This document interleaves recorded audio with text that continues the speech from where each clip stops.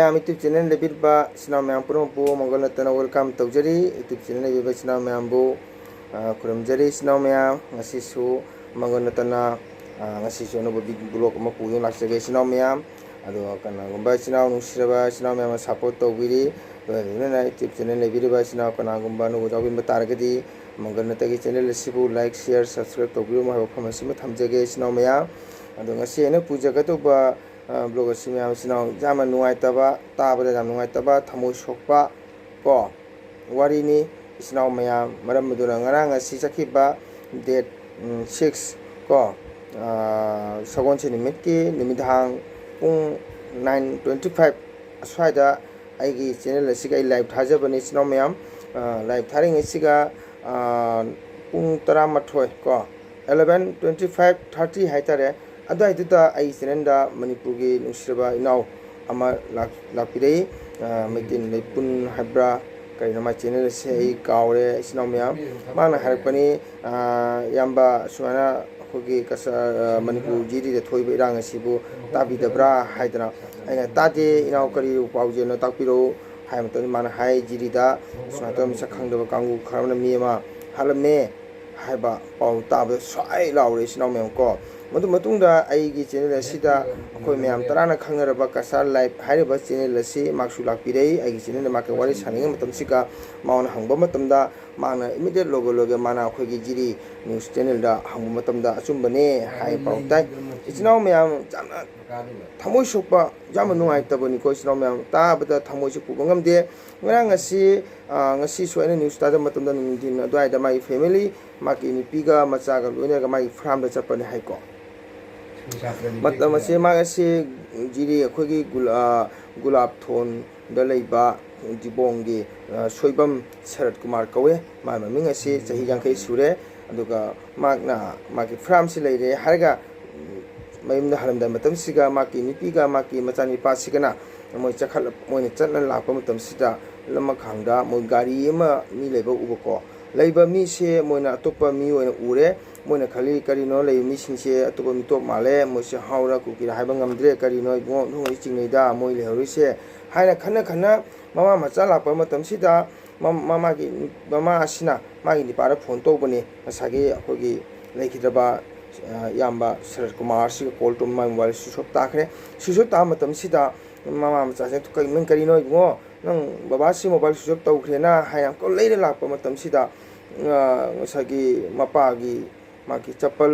गाड़ी सुम तान लेरमे मतम सिगे मचानी पास ममा अखोई पापा से किनाप तौरे ngसाई गाई जल होमी सिंदो मोने सोदना मोना पुरम तारे हाइदना mama Cina मुचेलक्तना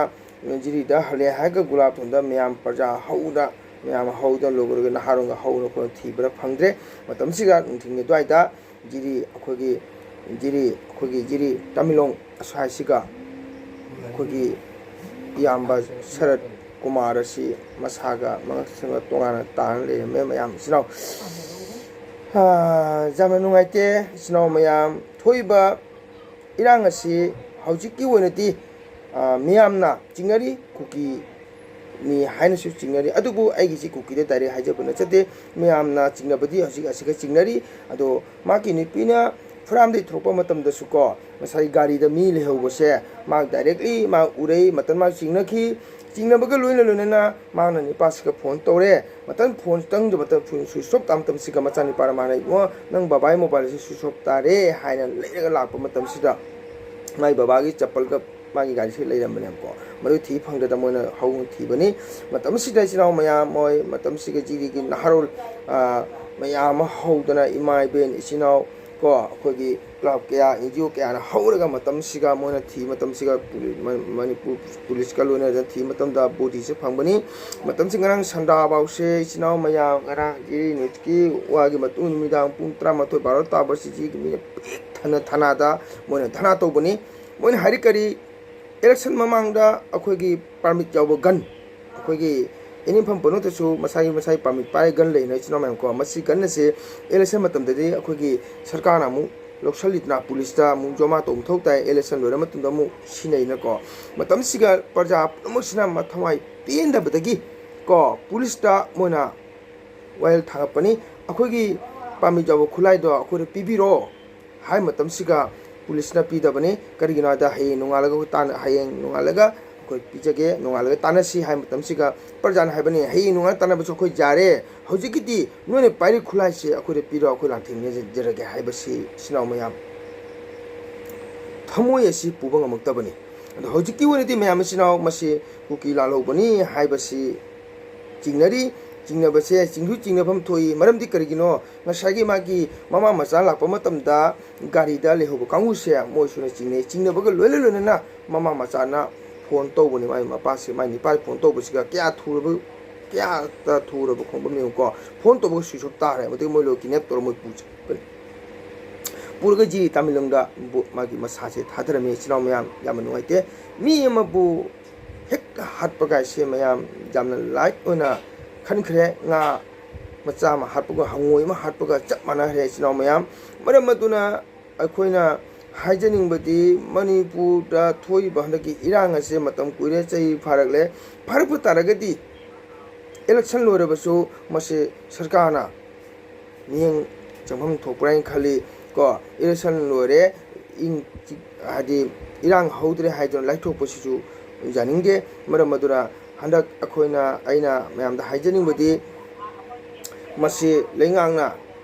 thuna jangnam miyeng jangbiu haiba wafam se ai thamjege loile lona hoji aina haijaning badi akhoi jiri da leiriba ko isnaw nusiraba khogi isnaw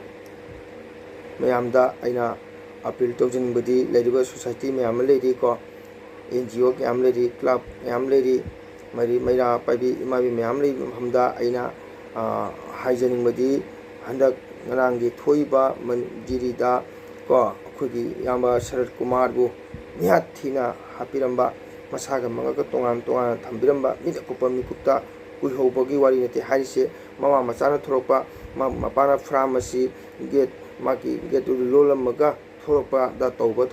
thorokpa matamni to matamsiga moina kinai tawr harga masi puraga masi hatkiba se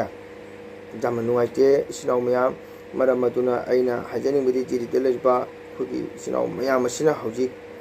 chekhinba ma change ko hojik su ngasi gi news tabadadi adai da leiriba tamilong mampan da leiriba khogi gulab thon da leiriba sinaw mayam khrati thokpa haunare hainari lum thautna ngasi mai thabasu mayam jaw khre ko jamna asokpan nange maram maduna akhoisu thamosi jamnungaite jarima khati hoji giri bamda leibiriba maitei sinaw mayam punamak jamna misingna singa lebiu haiba wafam sema thamjaningi loile loinena maitei aigi jiri da awa ana taraga akhoisu karigi tuni legani akhoisu angamba akhoisu tongningi ko tawgani haiba wafam se akhoisu thamjari loile loinena akhoina haijaning badi hangda jiri da jorokpa haibasi khoi kasarga saunarabani ko kasar jiri asinarabni kasar jiri haibasi ko moina Manipur state ama oribra khoina Kasar district oribasu khodi sinaw du maina ngasi charuk amra chamina ba du maina leimi hinjang chakum inho hinjang lang ba du maina leiribani maram maduna jiri da leibiriba sinaw society kaya punamak misingna singbiu haibo wafamni thamjari loilolena akhoi jiri pubiriba DC amasu SP DSP singnesinasu jamna cheksinna haidi thoriba irang asibu tawriba nihatina halamba miyo singsibu phabiu mokhogi inquiring chatadu mokhodu pharaiga moyu matik chaba ko cherak pibu mobu dandi pibu haiba wafam seina thamjaningi ngasi lekhidraba Sharat Kumar makti ngasi nihatin halabusu mak chakhre hajik lehoriba mama macha sina awaba tariba mama macha sin nangiba dasa mama macha sigi tariba awaba se mayam kaya mu jamna waramgani kaya thamoi songani haibase mayam akhoi isamangna news ta uba mutachu akhoi sa mitluidagi pirang taba khangaude adumuba soibam Sharat Kumar gi magi maithongsi uruba thamoi si jam nungaiteba uba matamda jamna ingtapa ko jamna phaba mi mali aduma mioi asibu magi framda mabuk chaki damakta magi thabuk sujab chachariba mioi adubu hariba mokhoi phattaba lalobo singasina nihatina halambase akhoi jamna pinjade isinaw mayam maram maduna akoina haijaning badi sarkar gi thongda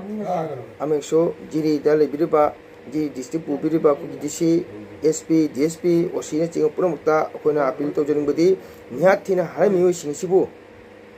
थुना जांगना पुथोकपिरे हारगा मखोइबुसु मतिक चाबा चैराक बिबु हाइबो वाफमसे आई थमजरी लोलेलोना गिरिदा तारिबा अवाब अनाबा हुजिकु news ताब मतमदा लेरिबा मनाक्ता लेबिन पुरम थोकपो हौनरे हाइरि सिनदी कीबदन थोकपनी करी तोरकतगे अयुंदिनी खर फरे नुमिदांगदनी जामना अकीबा फाविबसे मरमदुना जिरिदा लेबिरबा जिरिगी district पुबिरबा DC SP ओसीसिंगसो जिरि बामदा लेबा सिनाव मयाम प्रजा सिबु ngak sembiu loiloloina narangi mihathina halamiba lalhoba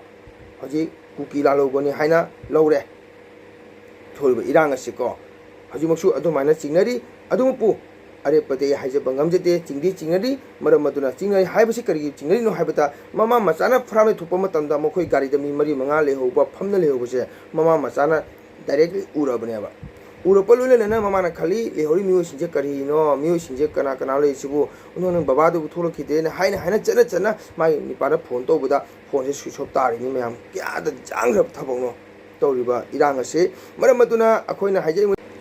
Manipur सरकार अमेसो जी डिस्ट्रिक्ट पुबिबा डीसी एसपी डीएसपी ना जारी मकै थुन जांगना निहाथिन हालबा मियोइ सिंबु पुथोपिउ मखोइबु दंदी पिबु चेनाक पिबु शरद कुमार फंगिबा चेथेंग असे मोइदसु पिबु हाइबा फमसे आई मिदाइ थोंग हाइजरी चिनाव म्याम जाना पेंदे नुंगाइते ngasi शरद कुमार निहाथिन हालंबसे थमोइदा करम मीना करम मिजातिना मथमोइदा नुंगाइ फावगदगे अमतंग हाइबिउबा असुकी मतुक निहाथिन हालंबसे याम नुंगाइते मरम मदुना आइना मिदाइ थोंग हाइजनिंगबदी channel असिदा Soibam Sharad Kumar ngasi निहाथिना तोबिरंबा यामसे माकी थवाई Mirena मपु माकी लेकोंदा इंगे चिकना लेजुगो ओरसनु हाइबो फमजा आई थमजगे लोलोलोना ngasi को ओइनादि